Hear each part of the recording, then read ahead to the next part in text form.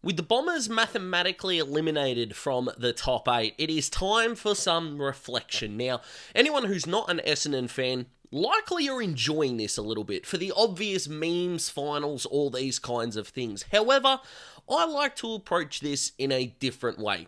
I like problem solving. Therefore, as a couch observer, which I understand that is what I am, and I am not in the inner sanctum of the Essendon Football Club or any other football club, as it so be, I do have ideas on what's next for the Bombers. So in light of another failed season from a standings point of view, as well as the departures of long-term club, legend in Kevin Sheedy and let's say divisive club figure in Adrian Dodoro, what does the next step look like for the Bombers?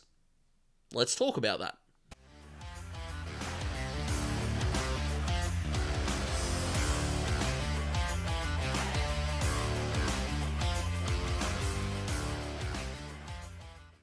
Now, before their game against Brisbane, they are 11-10-1, and if we all agree that Brisbane are probably going to beat them at the Gabba, they're going to end up 11-11-1, which is not a great position to be in, the epitome of mid, as the kids would say, which will net them a single-digit draft pick. More on the draft stuff a little bit later on, and there's been a weird kind of spread around the teams that the Bombers have beaten. So they are the teams that the Dons have gotten the 4 premiership points over. So that Hawthorn win in round 1 with their insane goal kicking sure does look good now. The Hawks were going pox at the time, but still, you can only beat who's in front of you. But St Kilda, the Eagles, North, Richmond are not really going to be wins that are seen as fortunate.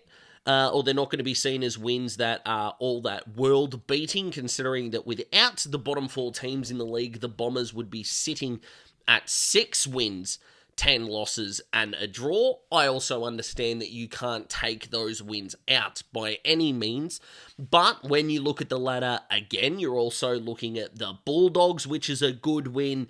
You've got Collingwood there, you've got Freo there, you've got the Giants there. So as it stands, only 1 win against the top 4 team and only 3 against teams that are going to make finals, which for a team that's pretty mid is kind of where they're at. And if Freo make the finals, sure, we can call it 4 wins. That's pretty good. You got 5 against the bottom 4.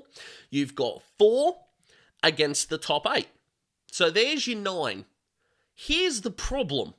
That means you've only beaten 2 teams that are around you. Now, a little bit stiff, they had the draw against Collingwood, so 2.5 wins. Sure, let's go with that. That's a problem. Yes, you need to beat the bad teams, and look, you've gotten some good wins against finals teams. You haven't managed to beat the teams that are around you, and that's a big problem. And as the teams that are in the top 8 are finding out, those games are crucial. They're not really dropping games against the bottom 4 sides. Geelong did on the weekend, and if they do it again, they're not making the top 4. That's what it's like. But Essendon just couldn't do it at all. And that's not great, as we know. With no expectation. Because there's no expectation on you when you play a bad team, right? The expectation probably is you'll just win. But with the Bombers, it's not you better not lose, because they weren't in a position to lose much. Yes, they were second on the ladder, even as far back as I think round 12, maybe even later than that. But most people will tell you it was a fake second. The AFL ladder has never been more fraudulent than now. You even look at that round 15 onwards, they had no expectations to beat the Dockers, so they did. 27 points down with 8 minutes to go. It was an extraordinary finish to that game. Whereas they had expectations against Gold Coast, couldn't capitalise on their early dominance against the Swans and therefore let them in the game. And once Sydney went to another gear, they wilted. Therefore, season kaput. And a massive problem since round 15 is the Bombers have a negative 145 point differential. It's another season gone down the toilet. And what's frustrating is that I'm not telling Bombers fans anything new here. I might not even be telling you anything new here, which I understand could be a weird way to start a video. But This is just stuff that Bombers fans are going, yeah, you're probably thinking, if you're a Bombers fan, if you're my man Kyle King, who I know is a massive Essendon supporter, or if me close family friend Clarky himself, the Bradalizer, who calls himself Uncle Colin, story about that another day, is watching, mad Essendon fan, you're probably thinking to yourselves, yeah, we know all of this, dickhead. We've lived through it for 2 decades. So I get that. But part of it is problem identification. And let's start with leadership, first of all. Zach Merritt as a captain, tick. Massive tick. Massive tick. Andy McGrath's the vice captain. Now, this is where you kind of go from couch observer to potentially ignorant. Because I've got no idea, none, zero, nada, what Andy McGrath does at the footy club. But on field, doesn't act like a part of the leadership group for mine. And the easiest way that again, my opinion, you don't have to be the same as me, is that when I was watching the Essendon Sydney game, and my missus went, who's Essendon's captain? I went, Zach Merritt. And she went, who's the vice captain? And I went, I don't know. It's not that visible. Now, some clubs have got 8 blokes in the leadership group, 5, 6, however deep you think a leadership group should run. I am very much a captain, vice, deputy kind of person. 3 in that leadership group, that's fine. And the Hawks are doing that really well with Sis, Dylan Moore, and Luke Bruce. I like the young and the old in there as well, just quietly. However, their on-field leadership is a massive issue. And there are a couple of clubs that are in the same boat there. Hello to Gold Coast if you're listening. Anyway, back to the Bombers. When the game is getting out of hand, I don't care if it's against Sydney, I don't care if it's against whoever you want. When Essendon don't have momentum, who takes it personally? Zach Merritt? Zach Merritt? And that little bloke, actually, let's give someone else some credit. That guy in the midfield who wears number 7. He takes it pretty personally as well. Seemingly, that's it. And your on-field performance, everyone's great when the game's great, right? Every Hawthorn player looked amazing, except for James Sicily, in that first quarter, right? Every Richmond player played well in the 2019 grand final.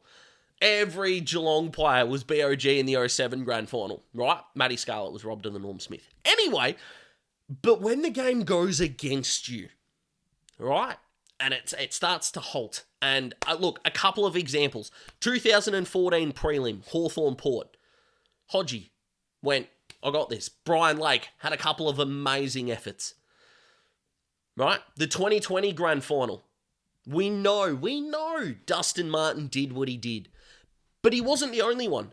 Jaden Short had some great moments. Nick Vlosten had some amazing moments in that game when Geelong looked like they were getting ahead. And that's the way it happens. Melbourne-Geelong prelim final 2021, the Max Gawn show. And then you work in and around that. Now, if the answer is Essendon just don't have that quality of player, guess what? That's their fault.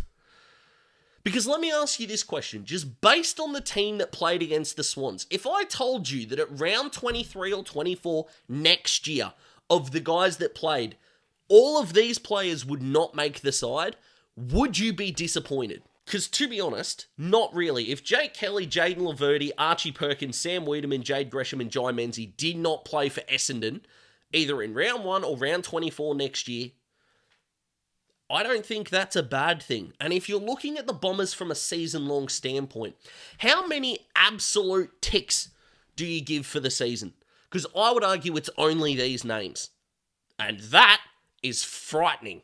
And it's frightening because outside of Merritt, Martin will get there. His ball use worries me. Sam Durham is just about there. I think Jai Caldwell is a very good footballer, as is Kyle Langford. None of these guys are scrubs, don't get me wrong.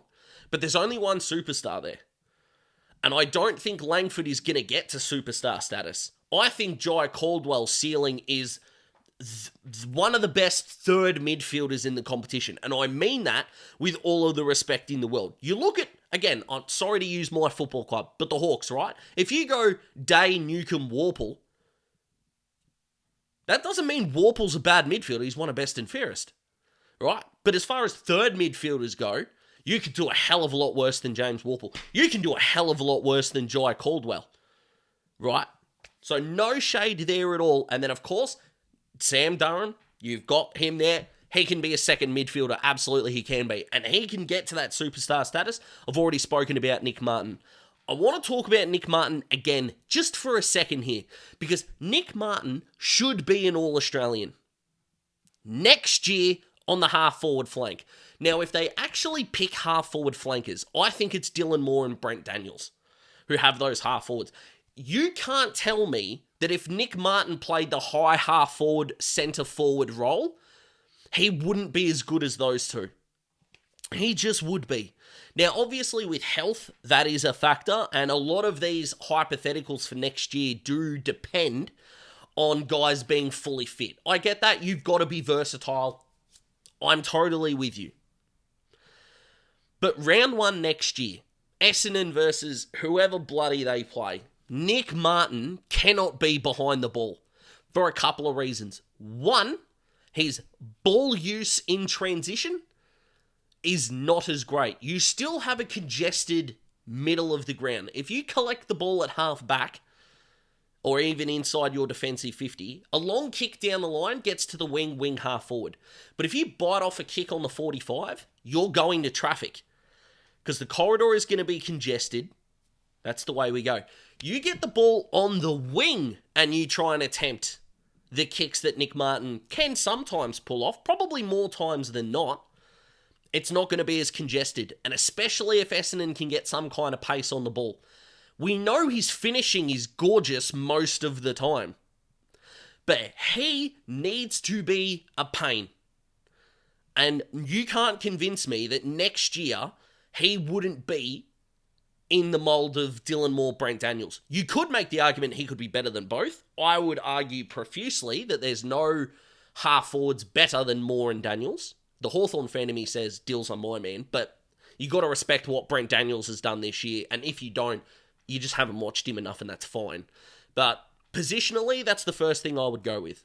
So what about the guys that could or could not be there next year? So let's go to their out-of-contract list. Now, this is coming courtesy of FootyWire, so if any of these deals have already been done and I've just missed it, because it's been an absolutely wild weekend, just get into the comments, let me know, guys, and we'll be all good from there, okay? But let's take a look at the out-of-contract list, as you can see on the screen. Now, we know Dyson Heppel is retiring.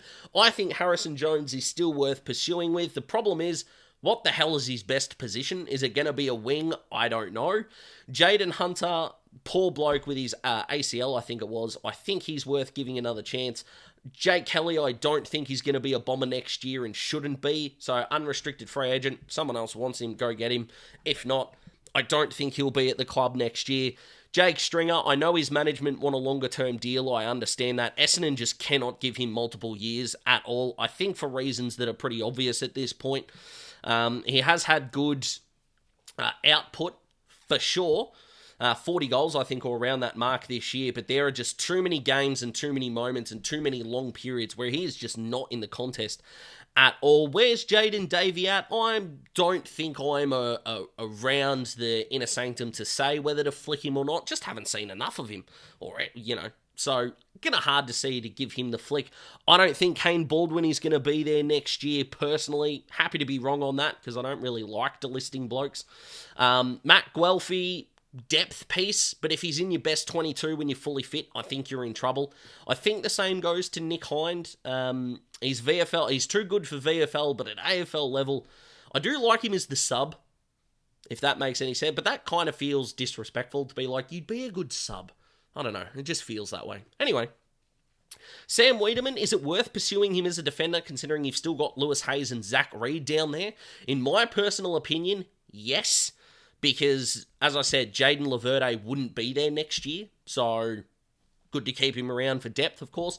I don't know if we've seen enough of Tex Wanganeen to have an opinion, and I definitely think Will Setterfield on a 1 or 2 year deal is still going to be beneficial, because you still do need depth pieces. I think he's only played 4 games this year and has shown quite a bit. I think I'm a bigger Will Setterfield fan than most people, but I don't mind him doing that.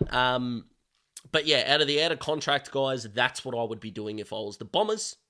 So in terms of the end of the year, that's what can come. There is definitely going to be some guys that are up for grabs in that department. Now, the next thing that I kind of want to talk about is the triangle of midfield madness here, because Merritt, Parish, I don't think Darcy Parish is going anywhere. I think the trade stuff about him, it just doesn't seem like it's going to happen. You know, Geelong could chase him if the Clayton Oliver trade doesn't go through, but they're going to get Bailey Smith anyway. So I'm going to assume Darcy Parish is at the Bombers next year. So you got Merritt, you got Parish, you got Sam Durham, you've got Jai Caldwell. So they're your core four. Now here's the problem. Dylan Shield has been a very good player the last couple of weeks. Now, if that's upping the price to go to St Kilda, fine. Why would St Kilda trade for a 32-year-old midfielder? I don't know. I really don't. You've still got Steele, who, if he has an uninterrupted preseason, has still got good footy ahead of him.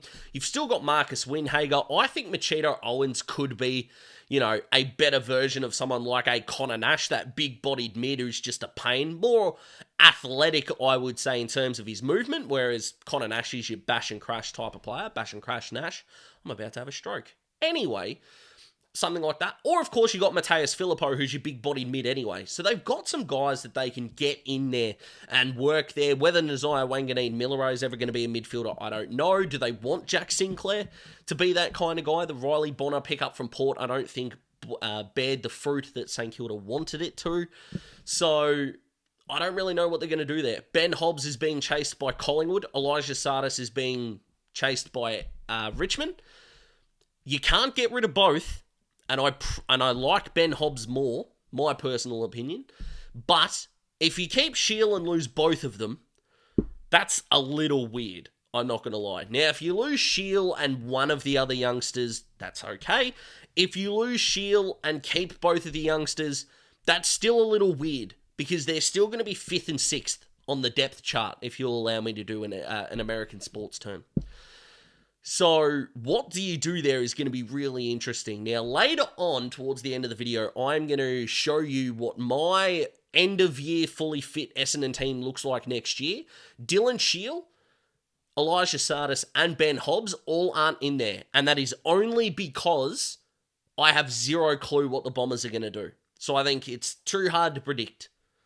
And I do have an answer for who is in that lineup, so we'll get to that a little bit later. But Essendon's off-season is going to be weird because it used to be which players that aren't going to be as good for Essendon as they were for their other clubs are they going to bring in? Whereas now, it looks like it's going to be which players that could be better at a new club than they are at Essendon are going to be on the way out. And don't forget, Essendon do need draft picks. They only have pick 8 and pick 28 right now. You need more than that to regenerate your list. But in terms of on-field and what they can fix now, I think part of my problem with Brad Scott at the moment is that it seems to be excusing the mediocrity. Now, from the outside, who's not an Essendon fan, I can understand we don't want the sugar hit of just playing in a final series, bowing out, and staying middle of the table. We want to build something sustainable long-term. Sounds amazing. Until you realise that there are other clubs that are doing that. Now, Essendon could fully look at the ladder and go, Sydney have got their academies. Brisbane are going to get handed 2 Ashcroft brothers on a plate. Yes, you did get Orwin and Jaden Davey, albeit not at the talent level in the draft as, you know, the Bulldogs have got, you know, Jamara and Sam Darcy and these guys, and Brisbane are going to get both the Ashcroft brothers, and Sydney got Heaney and Mills and Goulden, although Goulden was pick 32, so that's probably a stupid one to include, but I can understand those kind of gripes, if you will, but, again, not to bring my football club into it, but when you see what Hawthorn have been able to do with a lack of first-round quality talent, right? Sorry, guys. Denver Granger Barris, not even in this side. Cam McKenzie had 12 touches on the weekend. He's been fine, Frenchie, but he is not a centre bounce attendance merchant at all. Josh Ward didn't play. Now, Nick Watson did. Yay, and we love the Wizard. All right, and Will Day played and did his collarbone very early into the game. However, Hawthorn made good recycling decisions, and Essendon haven't. You know, Sam Frost rejuvenated his career. The Bombers can't buy a second tall defender at the moment. Right? And then, of course, Massimo D'Ambrosio. Sorry for bringing it up, Essendon fans, but when you've got guys like Stringer, Gresham versus Amon, Impey, Ginnivan, these lists are getting out of whack. And that's where it's kind of gone wrong. But clearly, off-season moves are going to set them up. The game plan is going to get them going. And the Bombers' drafting in the last 3 years, outside of 2023, number one, Nate Caddy and Archie Roberts are already ticks, but it's already way too early. The 3 drafts before that are fucking horrendous. If you have a look at those 3 there, holy shit. Alright, that is extraordinary in the case of, 2020 wasn't a great draft for most teams, I get all that. But it was the wrong draft to have the top 3 picks in the top 10, I should say. That's not really great. Josh Eyre is at Collingwood. The guys in that 2021 draft, are what they are. That is not the group to build upon. Whereas other teams are building on picks that aren't the top end talent, which is what you need to do. Is that game plan? Is that coaching? Is that structure? Who knows? But I will stand on this hill, and if you're still watching this, I appreciate it. Off-field stuff is affecting Essendon more than on-field, and on-field is already not that great. Because without the ball, Essendon are pox. But also it says something about, can Brad Scott actually coach a really talented team? He has made 2 prelim finals, 2014 and 2015. He made them with North, and I think he made a qualifying final before that. But that 2014-2015 squads were not good football teams. And if you think that's harsh, here is the lineup for the 2014 prelim against Sydney. Now, if you're thinking that's just a massive credit to Brad Scott to get that club to those prelims, I could not agree with you more. I couldn't. And then you look at, was the 2015 squad any better? Well, they had some ins and outs, but none that really swing the pendulum towards an amazing team. Now, Sydney and West Coast, their preliminary final opponents in those 2 years, did lose those grand finals, obviously, to my Hawks. But if Brad Scott did get an amazing group, what would he do with it? Because what is Essendon's game style at the moment? What's their identity? Contested ball with the ball? Great. But they don't have the pressure small forwards. They don't have the high half forwards. Archie Perkins should be. He's just not. And their rebounding ability off half-back is circumvent from the fact that Mason Redmond's down. I've already said what I've said about Jake Kelly and Jaden Laverde. So what is their identity? The Essendon edge is currently a circle, which is a massive problem. Now, what you can do is acknowledge that what's happened in the past is the past. If we reset now and make good decisions from here on out, Nate Caddy, Archie Roberts, killing it. Right. What can we do from here? What's the next step in getting shit right? Well, don't worry. I've got answers for that as well. Now, the first step that they need to hope for is that no one bids on Next Generation Academy talent Isaac Keiko before pick 8. Now, I don't think anyone is going to do that, but it is a hope and a prayer because they're going to get 2 first-round talents this year. And with Dodoro stepping away, no one at Essendon has a more important role, I think, than Matt Rosa. Yes, even more so than Brad Scott. Because they need to set the youth up really quickly. And if they got the opportunity to have 2 first-round talents, they need to take that. Now, in my opinion, their pick 8 contenders are there on the screen. Now, my dream draftee early for the Bombers would be Jobe Shanahan, so just keep that in mind. I just love him and what he's done for Essendon's VFL side, I should say.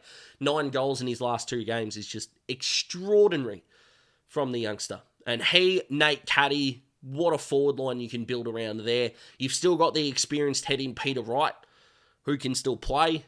And then you add in Isaac Keiko, who is your small forward, or the start of your small forward brigade. That's pretty tantalising, I'm not going to lie to you. So why is it so important that the Keiko bid comes in the teens? Well, this is going to be a little bit about the draft point system. So under the current rules, you need to use your next pick in the draft as a minimum in order to match a bid. Here's the problem. Even with the discounts applied to the picks, Essendon don't have enough points. So if they use pick 28 on a pick 12, 15 or 18 bid, as you can see, they are not going to have enough. Now, you can go into a deficit and sacrifice future stuff, but we're going to assume they don't do that. So let's go with that, okay? But as you can see, 677 points, not enough for a bid in the 12, 15, 18 range. I think Keiko's bid is going to come closer to pick 12 than I am anywhere else. but that's just my opinion. So let's go through the connotations of what that means. So, what Essendon need to do, really, is get more picks. And I would suggest 3 of them in the range of 29 to 56. Now, they can do this in a variety of ways. Trading their future third next year would be a good start. Really would be a good start. Or, of course, in deals that they can get, outside of it. Could they let go of this player for a pick here? That's fine. But somehow, some way, they're going to get 3 picks in. And for the purpose of this exercise, I'm going to say 35, 39, and 46. Just, again, as an example, guys. Play along with me here. So, if the bid comes in at pick 12, Essendon would have to give up pick 28 and 39, and they would get pick 61 back. Okay? If the pick does come in at pick 15, they would have to give up pick 28 and 46, and they would get pick 63 back in terms of the chump change there. And if it came in at pick 18, they would have to give up 28 and 46 and receive 54 back. All right, so hopefully all of that makes sense.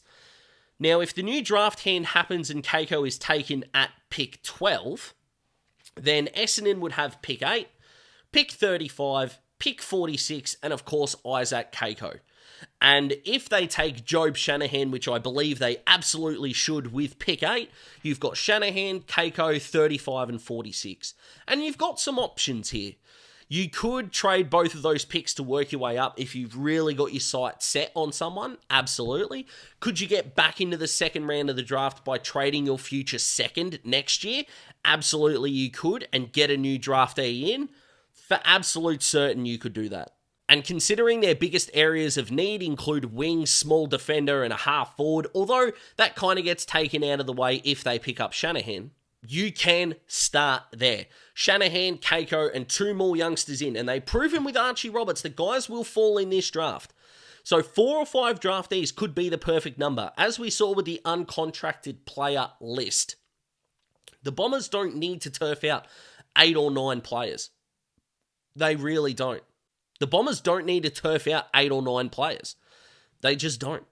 So what they do from here is going to be key. And if that's 4 out, 4 in, 6 out, 6 in, do they get some trades going that we don't even know about? Possibly.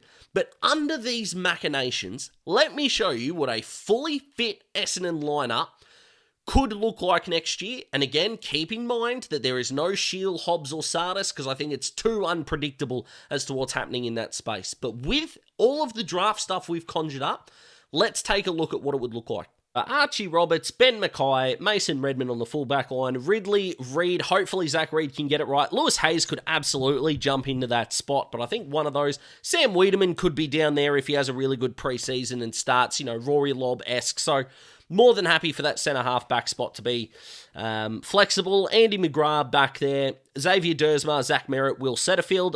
I'm a bigger Will Setterfield fan than most people, as I think we've already figured out there.